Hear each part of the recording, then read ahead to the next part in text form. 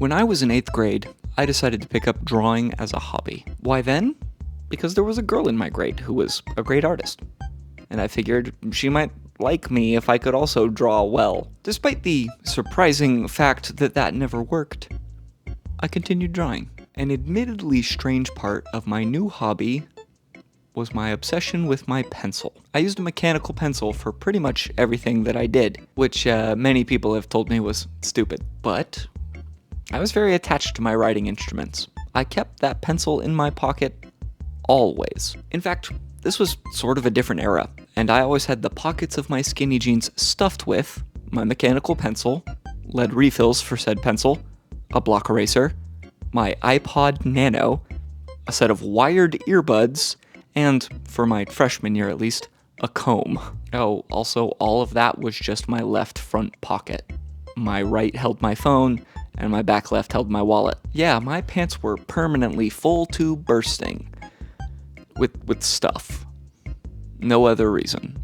I say all of this because Gachiakuta is kinda about art. And also kinda about stuff. Our stuff. The things that we own and care about. And I am really obsessed with this story right now, so let's talk about it.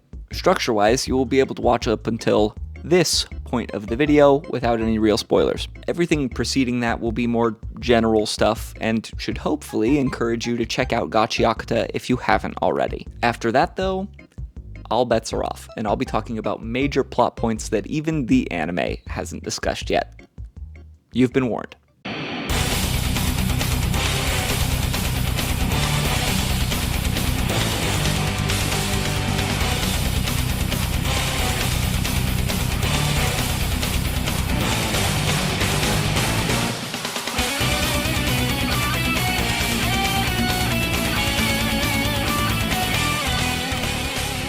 Gachiakuta is a shonen battle anime that can pretty comfortably be classified as grind fiction. I've been telling y'all you're gonna hear that word a lot. And it's very good. I actually decided to start reading the manga about a month ago, and I was caught up in 5 fucking days. Y'all, when I tell you I could not put this shit down, it's so good. I'm watching the anime right now, and it is also good. I think I like the manga a tad more, but the anime is really well done. And I want to avoid just doing a whole bunch of plot synopsis here because I want you to go watch and or read it. But at the same time, I know that most people will need a little taste of what the story is before they'll decide to take the plunge. So, Gachiakuta is about a boy named Rudo. Rudo is rambunctious, ornery, generally unpleasant.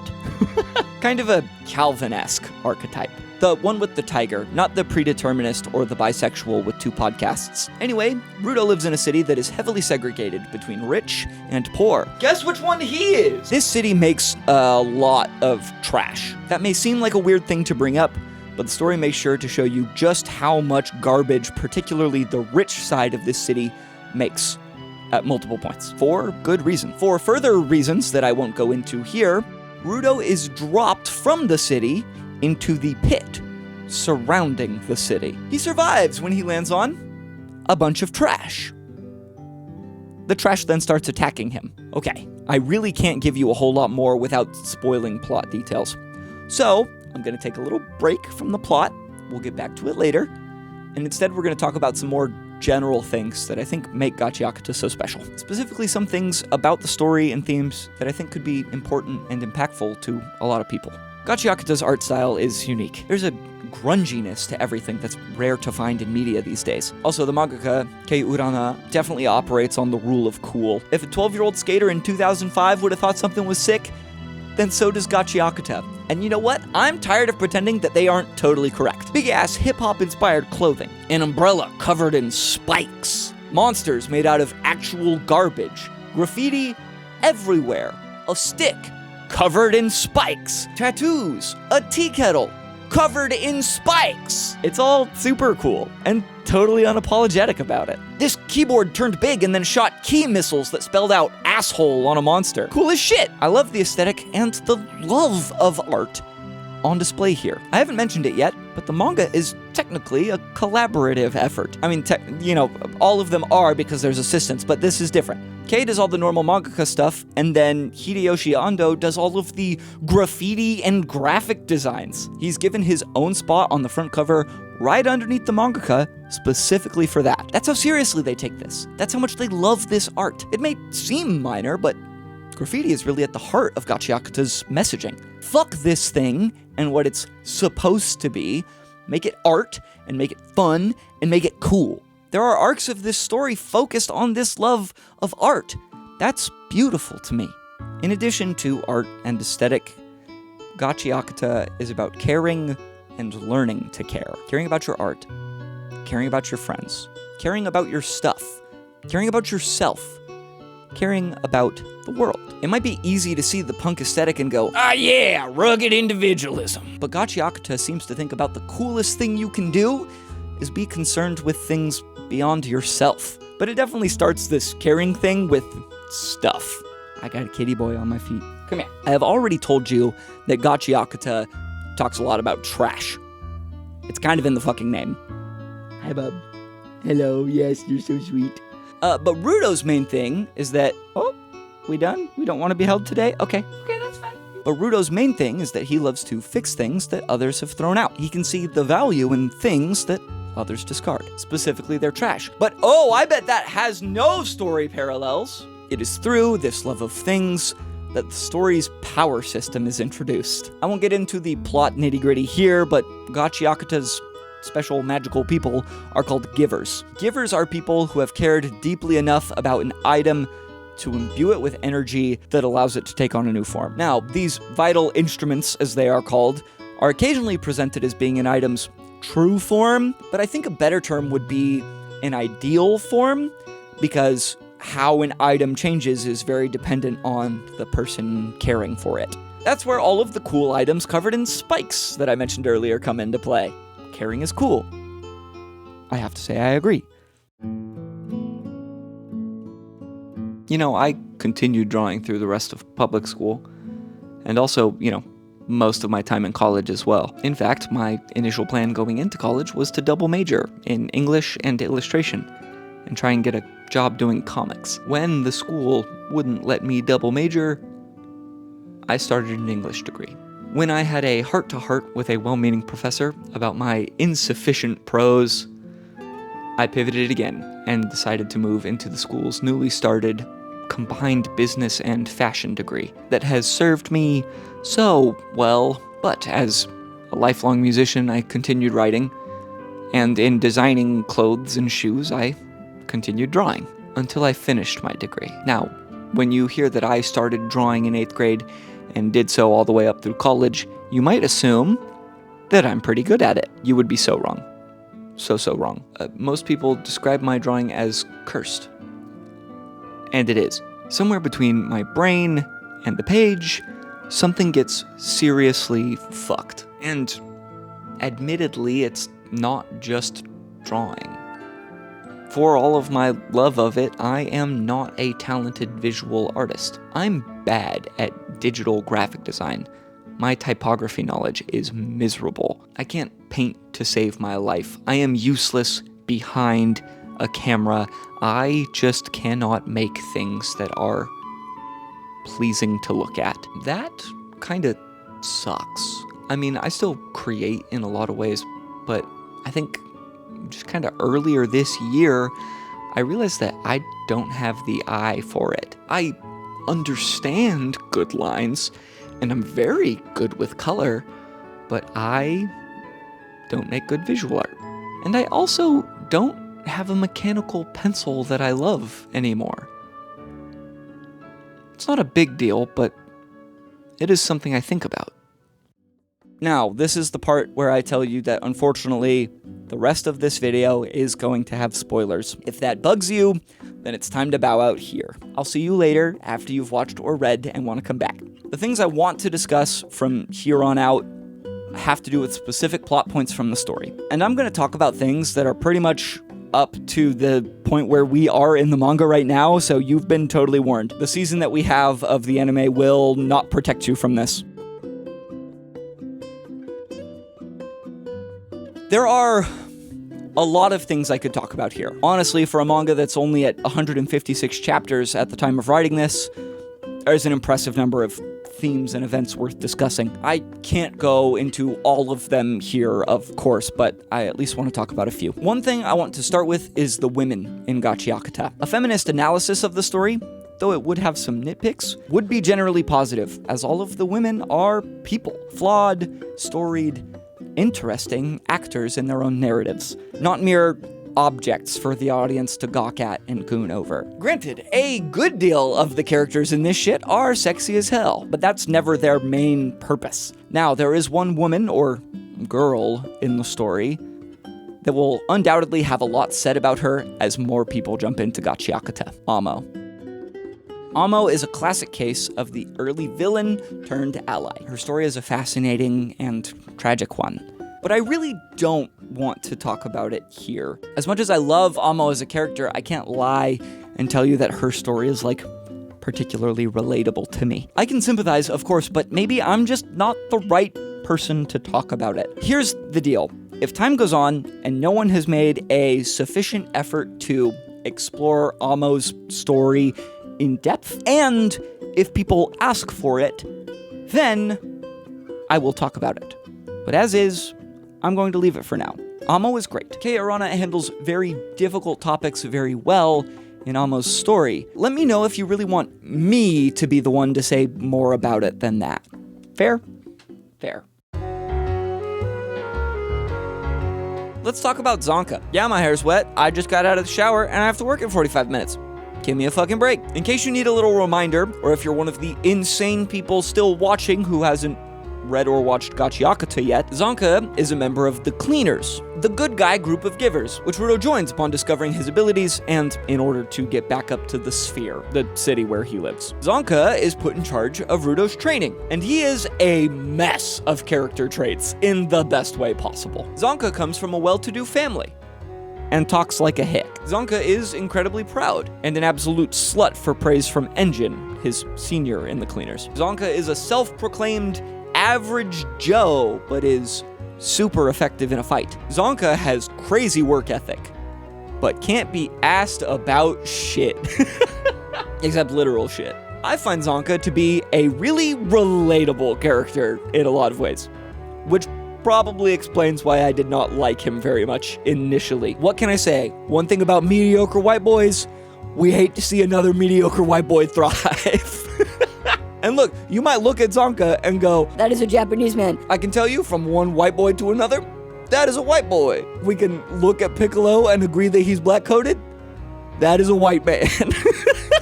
Zonka's family is well known for their ranking within the military police system on the ground. Where the Cleaners take care of supernatural threats, the Hellguard police the humans. Zonka was actually in training to follow his family's path when he met Engine. The little arc where we get to see Zonka's school days kinda hurt a little bit. Here's this guy who's good at stuff, widely recognized for his skills and abilities. People talk about his talent all the time, not realizing the work he's doing when no one is looking. Then someone comes along who seemingly is supernaturally talented, and then absolutely wipes the floor with him. If I had to guess, I would say that at some point, we will meet Zonka's old classmate and realize that she was also working super hard.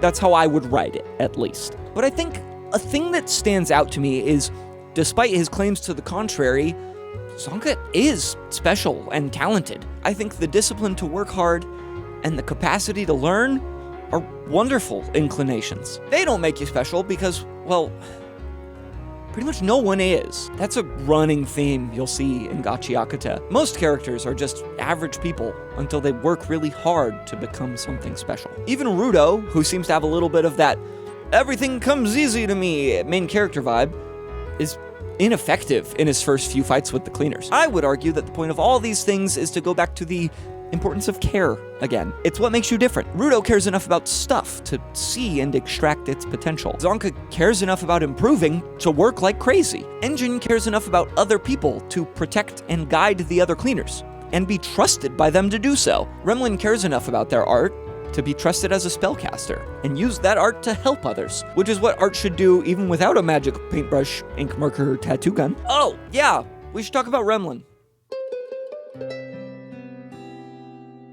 I am lucky enough to have multifarious forms through which I can express myself. I have written, released, and performed a lot of music over the years, even if I wish I had released more as just myself. I make videos here on YouTube that I find very fulfilling, even if I wish I could improve them at a faster rate. I streamed twice a week for 2.5 years straight, and it was so fun, even if I struggled to find a way to make it really artistic expression. But I can create and count on a close-knit group of family and friends to support me in those endeavors. I do recognize how lucky I am, but I still often find life as an artist difficult and sad. Creating for the reasons that I do is scary. My belief is that art is a means of communicating complex ideas and emotions to others. There are those who will disagree, but I truly believe this to be the purpose. Therefore, I make art in the hope that others will experience it and understand those emotions and ideas. I will retread these ideas in a second, but this means essentially that if I make something and it doesn't effectively convey what I want it to, that hurts. It also means that if no one else experiences it, that hurts. Remlin is a character that we meet in Canvas Town. They're an artist, as it seems most people in the city are, but they are special because they are chosen to be the spellcaster. An artist who wields a powerful vital instrument that allows them to cast spells on things on which they draw paint.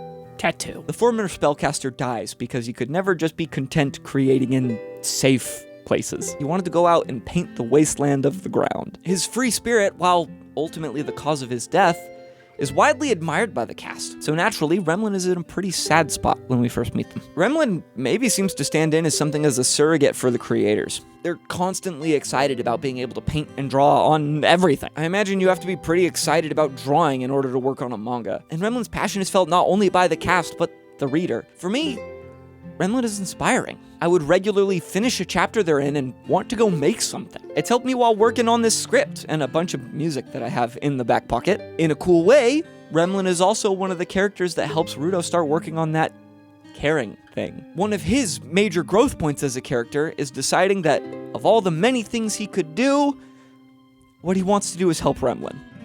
Not because it will get anything for him, but purely out of care for another person. This seems to have a lot of parallels with another work of grind fiction that I really, really love. But we'll get back to that another time. Remlin's work of leaving a piece of themselves on Canvas Town through art, and the effort of Ruto helping them, is a very small part of the manga. It's fairly inconsequential up until now as well, other than the way in which it shows the characters learning to care for each other through the common bond of art. Doesn't that just tie up all of this so well? Look, there's so much more I could talk about from Gachiakuta, and maybe I'll come back to it at some point in the future. I really love Follow's little arc, and the supporters in general. The big villains and huge amount of unanswered questions that we currently have leave so much room for discussion and conjecture, but please just talk to me about your favorite bits of the story in the comments. I would love to talk about it with you. And who knows, maybe I'll make an extra video responding to your thoughts and ideas. Though that would probably end up on the Patreon. Here's the plug. If you like what I'm doing here and you're interested in supporting it more, then for as little as $1 a month, you will get extra videos, essays, outtakes/bloopers from anything that I'm working on here, and whatever thoughts that I have that won't make it into a main channel video. There's also an exclusive Discord community that is so active. Look at all of these messages from supporters in the Discord. Don't you want to be one of them? Anyway, Gachiakuta makes me want to create more. It reminds me how much I care about that. And that a major reason I create is because of the care I have for other people in the world. It may sound silly, but when I truly decided that I had to be an artist was in college, 2016. Listening to Childish Gambino and feeling like, wow, someone else gets it. Someone else understands how I'm feeling right now. So that's why I create, in hopes that a few people go, oh, he expressed how I feel. I am not alone. Because you aren't. none of us are. Sometimes we are lonely, but we are never truly alone. And Gachiakuta reminds me how important that and so many other messages are. Thanks for watching. A quick extra plug, saying thanks to all of the patrons over on the Patreon. This is them. Special shout out to my mom, who I showed Gachiakuta, and she has vibed with it a lot. It's great. It's really good. Another special shout out to my wife, who is not on this list because we share money, but she did a bunch of chores yesterday while I was working in order to give me more time to work on this. I don't think she even realized that's what she was doing when she was helping out with, what was my chores yesterday. But yeah, she's the best. All right. Yeah, thanks for watching again. See you next time.